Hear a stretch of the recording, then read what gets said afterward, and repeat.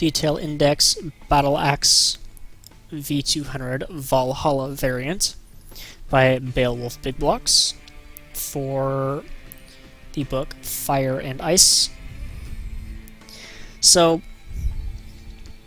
as with all of the other Beowulf Big Block cars, this is built on, or most of them anyways, this is built on the BattleAxe V200 variant. The Valhalla of the BattleAxe V200 is your luxury variant. I picked a rather ugly green for this because green sucks on cars. I know because I have a green car. And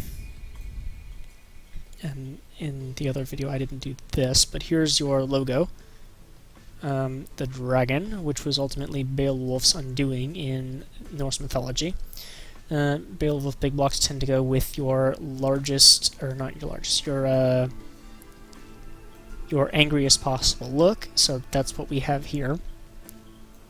In 2012, they did not produce very many cars, but they did produce a number of variants of them to allow for versatility. If you wanted luxury, then you got this. If you wanted sport, then you got the Sport Sharpened variant.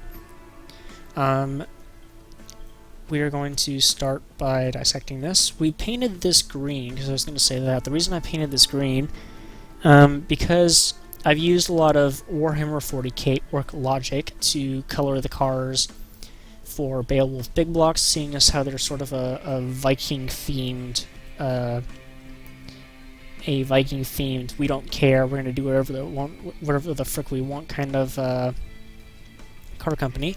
Green in orc logic and Warhammer 40k symbolizes basically the best, because that's what their skin color is, so it's automatically the best. Here we're going to go and take a look at... I hate it when it does that. So, I'll get to the engine in a minute. So we have our front suspension, which is the McPherson strut. Our bottom control arm there, and our springs up there. The body is unit body or monocoque, whatever you call it. We have multi-link back here that has about 5 different links, and which in my definition is kind of sporty. It's made of AHS steel and aluminum, as are all the other BattleAxe V200 variants, and I think most of the other Beowulf Big Block cars. It is longitudinal rear-wheel drive because that's lightweight and kind of standard in these cars, seeing as how it's easy when you have the engine faced front longitudinal, which basically means in the front, pointing backwards, or directing power towards the rear of the car. Our engine is a V8, 350 cubic inches of displacement, with a single overhead cam with 4 valves, ALSI, pretty much all around, no variable valve timing. The engine is orcologically painted yellow because yellow applies for bigger explosions, and if you paint your missiles yellow in Warhammer 40k, then they will explode more. In this case, it would logically create bigger combustions in the chamber to allow for more power. The crank is forged steel. The conrods are I-beam steel, and this is lightweight forged. I didn't go with the most expensive stuff, but I went with some good stuff, mainly to keep it light, fuel efficient, but powerful. Quality is medium. The compression is 9.5 to 1. The cam profile is 49. No variable valve timing, or variable valve lift. No variable valve timing either. Let me get you a look at that cam. So there's your camshaft, and that's your style and color. There's your or qualities in the middle.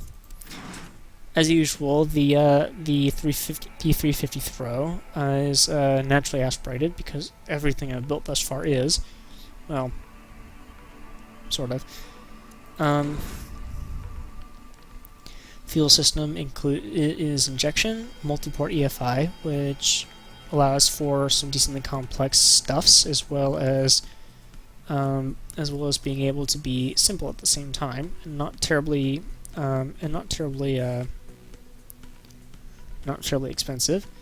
We do have a single configuration, a standard intake, and it takes regular pump gasoline at 86.5 octane.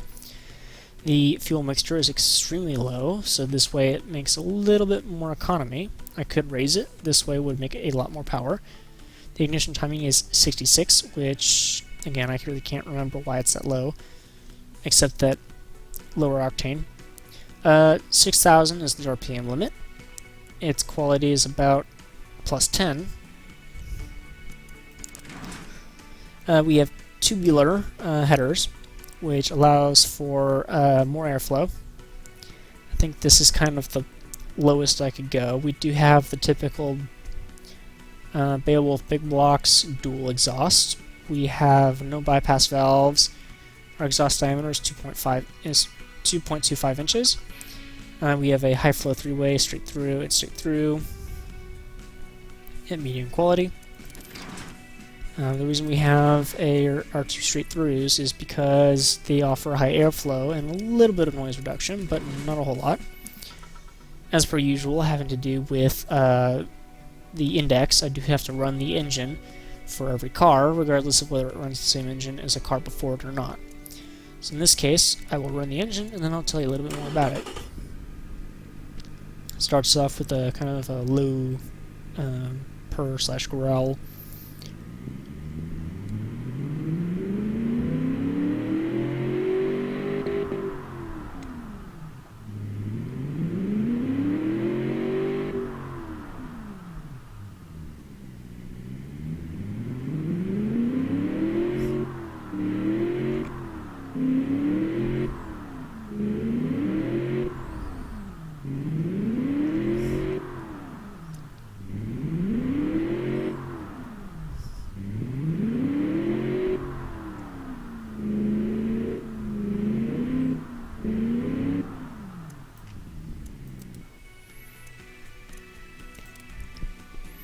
As far as the engine goes, it has 385 peak horsepower, 378 foot-pound torque peak. Again, 6,000 RPM. Its throttle response is 34.1. Its loudness is fair. That's a low throttle response. Fairly loud. Decent smoothness. Its reliability is pretty good. The required cooling is met. It weighs 410 pounds. Costs $1,500 to service every year. And the economy is 21 about. And then it costs about $3,256 to produce this, which sounds a bit different than I was last looking at this. Okay. Onto its configuration. This car is equipped with a sequential transmission because they're sporty and they're comfortable at the same time, which is a fair compromise between the automatic and the manual. It is double clutch, which does increase the comfort of this car. 7 gear ratios to allow for faster acceleration as well as more versatile comfort. Top speed is 150 miles an hour. We have the most advanced limited slip differential that I could put in it, which was the electric. Its quality is +5. We have medium compound road. Our rear tire diameter is 215 millimeters, while the front is 175. This way it gets more power down, and then it has less friction. The rune diameter is 16 inches. The wheels are alloy with the typical Beowulf Big Block thick 5-spoke rims. Head again, +5 quality. Our brakes are vented discs with 4 pistons each at a 280mm size.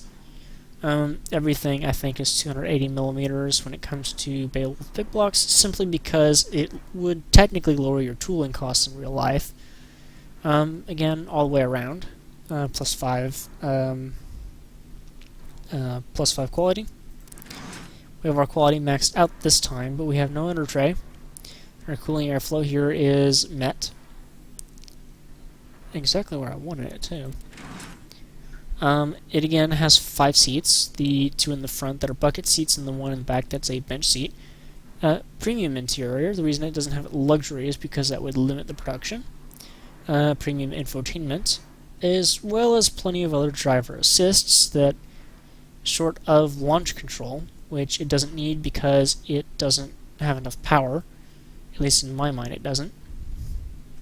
400 horsepower does not warrant launch control. Standard O's for the safety, and it's actually +5, which does offer a little bit of extra safety. Our springs are active comfort because this is a luxury car. Semi-active, which does increase our comfort and sportiness, and then we don't really have any options here, so we have passive sway bars. I believe we have a comfort setup over here with +5 quality. For the overview of the car, we have a decent drivability. Its sportiness is not great. Its comfort is also decent. Its prestige is mediocre. Safety is decent. Its cost is probably the most expensive BattleAxe V200 I have, which is about $22,000. Its practicality is pretty high. Very low utility. Some very low off-road. Its reliability is pretty good. It weighs almost 4,000 pounds. 15.9 miles to the gallon, and I really couldn't fix that. I wish I was better at this game. Our test track states that this has a top speed of 149.6 miles an hour, 150 I should say. It can get 0 to 60 in 4.8 seconds, which I think is actually higher than the sport variant. It can get down the quarter mile, which is a straight line quarter mile, 13.0 seconds at 110 miles an hour, versus the standing kilometer, which is the same thing but a kilometer distance, at 23.55 seconds at 142 miles an hour. The maximum roll angle is 2.15 degrees. The pulling G's are about 0.9, 0.85, depending on how fast you're going. So not great. And otherwise, here is our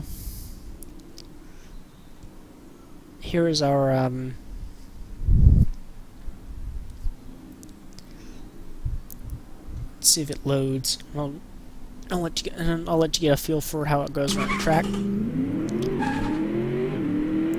Wow, that thing is moving. It goes through those gears pretty quickly. So it tends to pull real hard to the sides, and of course, because it's got decent cornering. And I want to see it hit the brakes again, because it should apply a lot of G-force in the front direction. Yeah. Those 4-piston calipers do a fair amount of braking. I say fair, that's a lot of braking.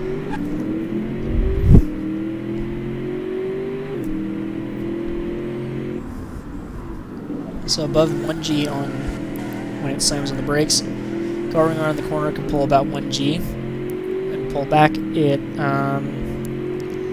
it's accelerating in 5th gear. It's got about 6th gear, 2, 3, back to 2. In 7th gear, which is pretty close to top speed, we'll make it the top speed. The answer is almost about 240 kilometers an hour. because the RPM limit is 6,000 RPM. So that's how you know that's how you can do the math.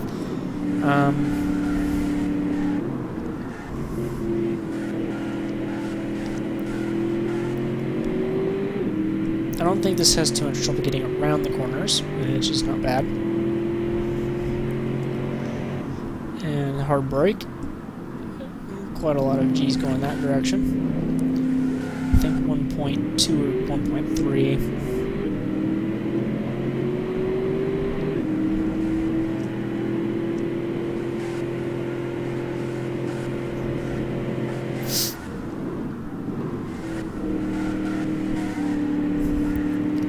So third gear around that corner,